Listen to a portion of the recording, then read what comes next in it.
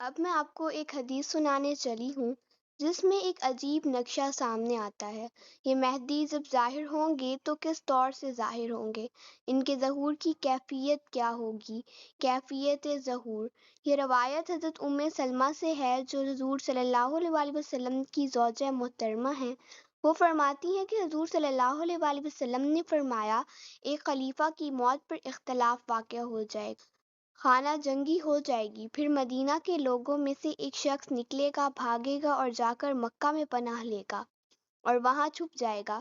اہل مکہ یعنی مکہ کے لوگ اسے نکالیں گے، جہاں وہ چھپے ہوں گے وہاں سے نکالیں گے، اور وہ شخص بالکل یہ پسند نہیں کر رہا ہوگا کہ لوگ اس کے ہاتھ پر بیعت کریں، نہ وہ یہ خواہش رکھتا ہوگا کہ لوگ اسے اپنا لیڈر مانیں، لیکن لوگ اصرار سے اس کے ہاتھ پر بیعت کریں گے۔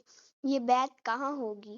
رکن اور مقام کے درمیان۔ رکن وہ کونا ہے خانہ کعبہ کا جس میں حجر اسود لگا ہوا ہے، اور مقام ابراہیم جو دونوں کے درمیان کا علاقہ ہے، یہاں پر بیعت ہوگی۔ ان کے خلاف ایک لشکر شام سے بھیجا جائے گا، جنہیں نہیں کہا جا سکتا کہ عباسی حکومت اس وقت کی جانب سے کوئی مسئلہ اٹھایا گیا ہو، کیونکہ ابھی تو بارہا عباسی حکومت وہاں ہے، لیکن اللہ تعالیٰ اس لشکر کو مکہ اور مدینہ کے درمیان وادی بیضاء میں دھسا دے، زمین کے اندر پورے کا پورا لشکر دھنس جائے گا۔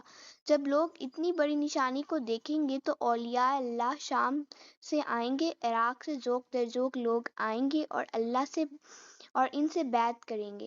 پھر وہ امام مہدی لوگوں کے درمیان حکومت کریں گے اپنے نبی صلی اللہ علیہ وآلہ وسلم کی سنت کے مطابق۔ اسلام اپنی گردن زمین پر ٹکا دے گا، یعنی مکمل غلبہ پا لے گا۔ وہ زمین میں 7 سال تک حکومت کریں گے۔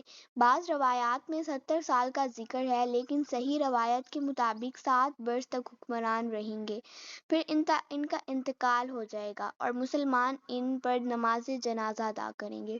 اب میں ایک نتیجہ نکالتی ہوں، اگر آپ اسے ذاتی رائے سمجھیں تو قبول بھی کر سکتے ہیں۔ میرے نزدیک شاہ فہد کے انتقال پر ایسی ہی صورتحال پیدا ہو جائے گی۔ ولی عہد عبداللہ بن عبدالعزیز ہیں، امریکہ انہیں پسند نہیں کرتا اور وہ امریکہ کو پسند نہیں کرتے، یہ ایک واضح حقیقت ہے۔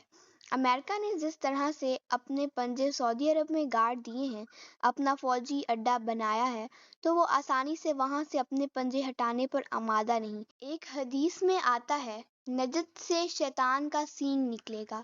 یہ میزائل جو وہاں لگے ہوئے ہیں در حقیقت وہی شیطان کا سینگ ہے۔ امریکہ کوشش کرے گا وہی کچھ ہو جیسا اس نے اردن میں کیا۔ شاہ حسین کا چھوٹا بھائی حسن کس طرح ولی عہد بن گیا۔ مریض شاہ حسین کو مختلف دوائیاں دے کر کچھ دیر زندہ رکھا گیا تاکہ تبدیلی عمل میں لائی جا سکے۔ ایسا ہی معاملہ بحرین میں بھی ہوا۔ واللہ اعلم، امریکہ چاہتا ہے کہ اس کا پسندیدہ آدمی اقتدار میں آئے۔ اگر سعودی عرب میں ایسا ہوا تو لازمی نتیجہ خانہ جنگی ہوگا، کیونکہ وہاں کی روایت بہت سخت اور پختہ ہے۔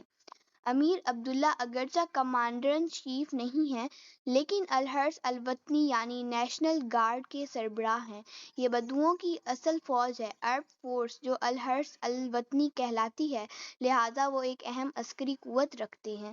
یہ تمام علامتیں پوری ہوتی دکھائی دیتی ہیں۔ جیسے ہی شاہ فہد کا انتقال ہوا، اختلاف اور خانہ جنگی ہو گئی، پھر کوئی اللہ کا بندہ سامنے آئے گا۔ میرے نزدیک، اور میں نے یہ 6-7 سال پہلے تنظیم اسلامی کا کے سالانہ اجتماع میں راولپنڈی میں کہا تھا کہ امام مہدی پیدا ہو چکے ہیں اور ان کے ظہور کا وقت قریب ہے۔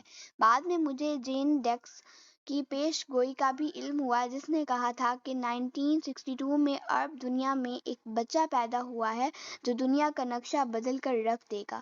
مجھے اس پیش گوئی سے کوئی دلچسپی نہیں، میں تو حالات و واقعات کو دیکھ کر بات کر رہی ہوں۔ اسرائیل کا قائم ہو جانا، یروشلم کا مسلمانوں کے ہاتھ سے نکل جانا اور الملحمۃ العظمیٰ کا قریب آ جانا، یہ سب نشانیاں موجود ہیں۔ قرآن مجید میں اشارے ملتے ہیں، 14 صدیاں 14 دن 14ویں کا چاند۔ اب 15ویں صدی ظہور امام مہدی کی صدی معلوم ہوتی ہے، لیکن امام مہدی کی حکومت قائم کرنے کے لیے کون لوگ آئیں گے؟ عرب اندر سے کھوکھلے ہو چکے ہیں۔ عیاشی، دولت، پیسہ، یہ سب انہیں کھوکھلا کر چکے ہیں۔ اب دو حدیثیں سنیے۔ پہلی حدیث سنن ابن ماجہ سے، حضرت ابو ہریرہ سے روایت ہے کہ رسول اللہ صلی اللہ علیہ وسلم نے فرمایا، جب ملاحم کا دور شروع ہوگا تو اللہ تعالیٰ ایک لشکر اٹھائے گا موالی میں سے جو عربوں سے بہتر سوار ہوں گے، بہتر اسلحہ رکھتے ہوں گے اور دین کی مدد کریں گے۔ موالی کون ہے؟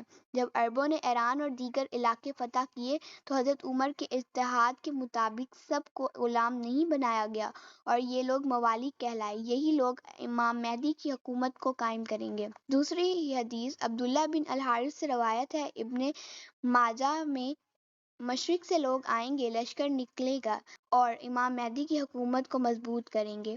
اب دھیان دیجیے، جزیرہ نما عرب کے مشرق میں تین ملک ہیں، ایران، افغانستان اور پاکستان۔ یہ تینوں مسلم اکثریتی ممالک ہیں۔ ہندوستان میں اگرچہ 20 کروڑ مسلمان ہیں لیکن وہ 80 کروڑ غیر مسلموں میں تحلیل ہو چکے ہیں۔ ایران شیعہ عقائد کے حصار میں ہے اور ان عقائد سے ہٹنا ان کے لیے آسان نہیں۔